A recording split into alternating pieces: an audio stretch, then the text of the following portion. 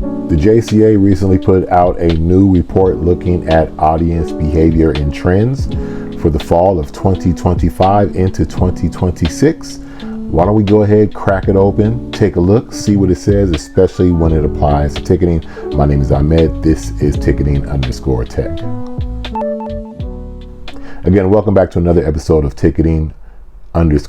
My name is Ahmed Dent. I am your host. Thank you for joining me. This is where we take a look at the ticketing industry, the innovation, what's going on with the venues, audience behaviors, where technology is taking us into the future. We mainly look at live ticketing events such as major sporting events, concerts, and theater. I think we might start taking this into looking at cinema and amusement parks as well, as this is all part of a giant online industry. As in, you'll see in a former post I posted that according to verified market research, the industry is heading for a $99 billion market share in 2032. That is online ticketing. But what I want to focus on in this episode is this new report from the JCA. So JCA, in case if you are not familiar with the JCA, this is Jacobson Consulting Applications. That's what it was founded under in 1988. They do a lot of work consulting when it comes to theater, nonprofits, performing arts companies, so forth and so on. They put a lot of good reports out, especially when it comes to audience behavior. And so that's what we're going to be looking at. They have their latest report that is out is called What's New, Trends in Audience Behavior, What's New in 2025-2026, an analysis of audience behavior and sales trends from the midpoint of the 2025-26 season and what it means for your future strategy. For those who might not be familiar, what do you mean the midpoint of 2025-2026? We just started 2026. Typically with most performing arts companies, theater, so far and so forth, the fiscal year is usually somewhere around June, July, somewhere in there. So that's why it's saying it's a halfway point through the season. But yeah, let's get into this bad boy and see what it says. First, let's see what the sample size was for this study. The data and definitions. Data for this study was gathered from 42 organizations in different regions of the United States. 15 theater companies, 11 music organizations, 3 opera companies, 1 performing arts center, 10 performing arts centers, and 3 dance companies. All performances under analysis were prior to January 1st, 2026. And under the total analysis for the numbers in this report, the years 2022 to 23, 23 to 24, 24 to 25, and of course 25 to 26. The total numbers over 18,000 performances, over 12 million tickets sold, and over $1 billion in income. Now, we are not going to go through this whole report. There are just a couple of takeaways I have, especially when it comes to ticketing revenue. If you are watching this on Substack or YouTube, wherever you're at, definitely on the Substack page, I will have the link to this report, probably some images from the report. Well, I'll definitely have the link to where you can go check out the report yourself and verify anything that we're talking about here. Whether, again, you're watching it on Substack, YouTube, or Spotify, you can head on over to the main Substack page and get all the links to the full report. You probably get it on the Spotify page as well. Again, we're not going to go over the whole report. There are some key takeaways. Some of the key takeaways from this report, it does talk about the holiday season, talks about what happened after the government shut down with ticket sales and audience performance. Again, we're not going to go comprehensively into this report. You can check that out with the link to this full report on JCA. But a couple of things it does talk about is that organizations presented fewer performances in fall of 2025. Ticket prices did not keep up with inflation. Subscription sales were steady, but there was a lot more discounts in those subscriptions that were being purchased. So a lot of more tickets being purchased at the discount price, not the full price. That basically a lot of performing arts companies, theaters are really starting to engage in dynamic pricing to kind of judge the sticker shock of ticket prices along with dwindling audiences. So those are just some key takeaways from the overall report. But I do want to get into the ticket revenue just for this short video. that we're doing. You did hear me mention before that performing arts companies were having smaller fall seasons. This is something I've seen coming for a long time. Just after the COVID era, after the George Floyd era, theaters reopened during COVID. There's a strong DEI push. A lot of theaters hired, and performance arts companies, all organizations across the board, hired a lot of people, which really bloated budgets, bloated the workforce, bloated resources in the job. And that is why you are seeing across all sectors. It is an economic thing. All companies across all industries are making a lot of money, but we have to admit, coming out of COVID and going through that DEI era, there were a lot of bloated budgets and a lot of special programs that were getting funded. Theater companies did not have the money to pay for this, and those who knew this was going to be a market force. This is going to return, or spin back around. The pendulum was going to swing the other way at some time or another. It just came sooner than I think a lot of people thought about, and so decisions were being made. I was part of a famed San Diego performing arts company that shut down during this time.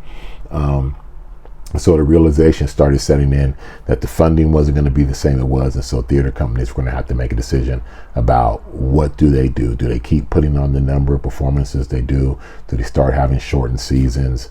I remember working at a theater company where there was a new cabaret space, and so now it was like, how do we figure out a model to where we can earn some income, not just that comes from grants and funding, because that money predictably, if you were paying attention, was going to dry out. So theaters were having smaller fall seasons, which in turn means less performances, which then means less ticket revenue. I mean, it's not that hard to figure out. Smaller seasons, less performances, decreased tickets sold, decreased ticket revenue, which is really an issue.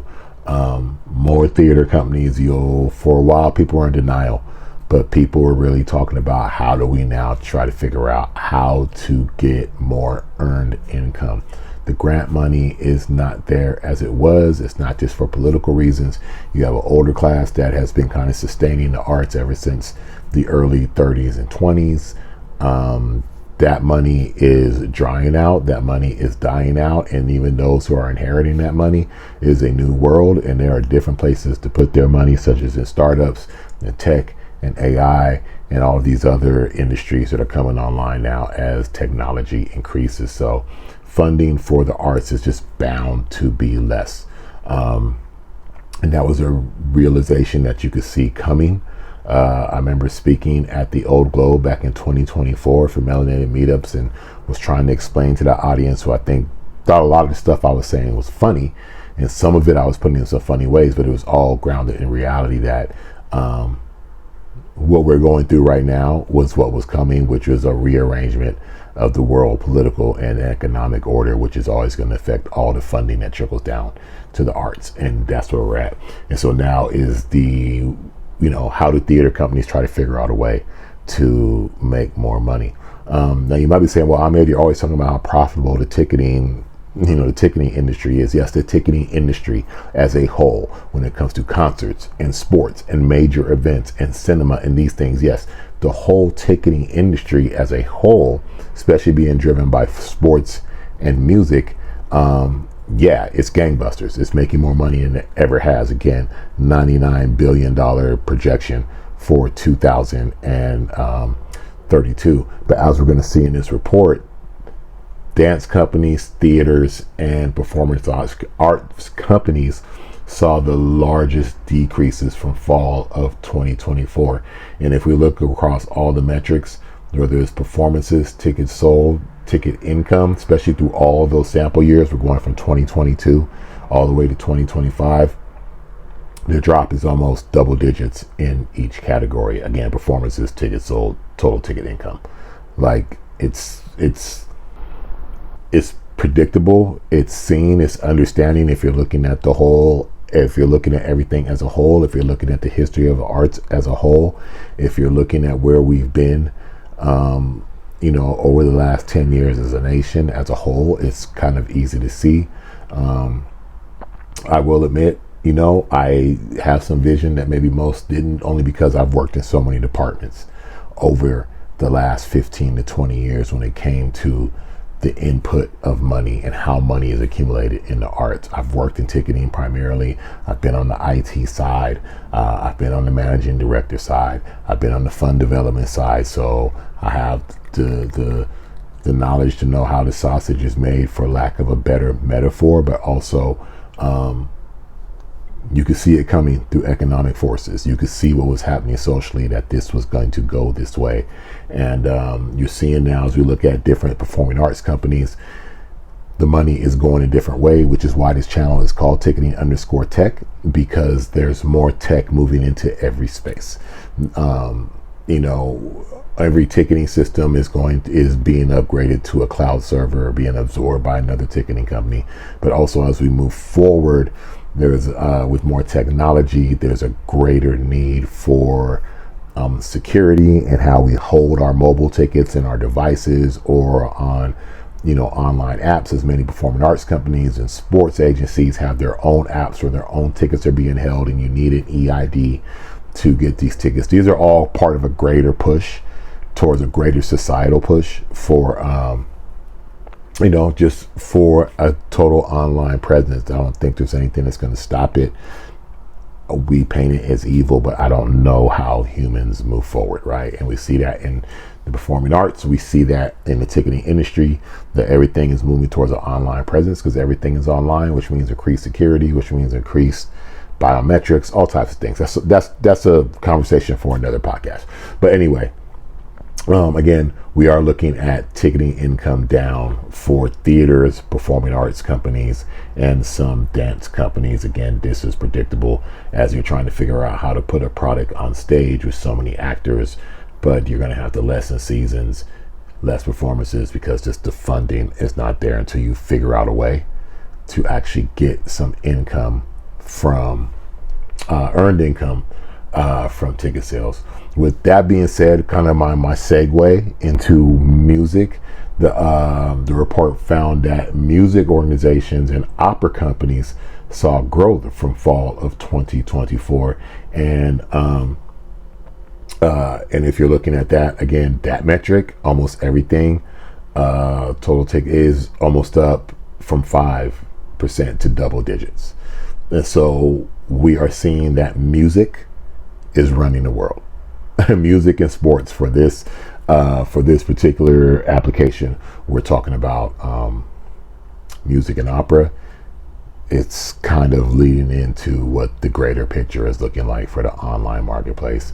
It is the theater companies, it is the performing arts companies that are lagging behind in this growth, as they have to try to figure a way to balance political issues, to balance social issues, with putting enough butts in the seats to actually run a business, a theater company, a performing arts company, and the building and the complex and everything that comes along with it, and keep it staffed. They're going to have to find a way to do that without relying on government money, without relying on old money that's going away. It's a daunting task. There's a lot of theater companies out there up to it. There are theater companies that are huge, can absorb this shock, and already have a greater part of the market value, but it's still smaller regional and community theaters that are really suffering through this. So again, I just want to take a brief look at that from a ticketing perspective about what's going on with ticket sales in this report. Again, we talked about subscriptions. People are buying subscriptions, but they are buying the lesser subscriptions or the discounted subscriptions.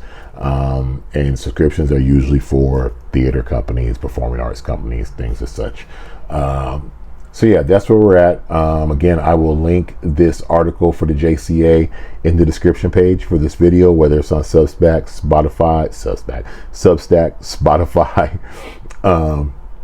or YouTube. Please check it out. Leave your thoughts too on this video, or leave it on the post page or wherever. Let me know what you think about this, if you have any ideas or any thoughts about what's going on with the ticketing business, and particularly with the theaters and performing arts companies. What's the answer? Everyone's saying there's got to be an answer, but I haven't seen one yet. What's the real answer to help theater companies find a way not to keep just getting grant money and money given to them? How do theaters solve this problem of being able to do what they do and earn enough income to keep the lights on. Anyway, my name is Ahmed Dance. This is ticketing_tech. Give us a follow at Substack at ticketingtech.substack.com. You can also find us at ticketing_tech on YouTube and Instagram. I will talk to you again soon.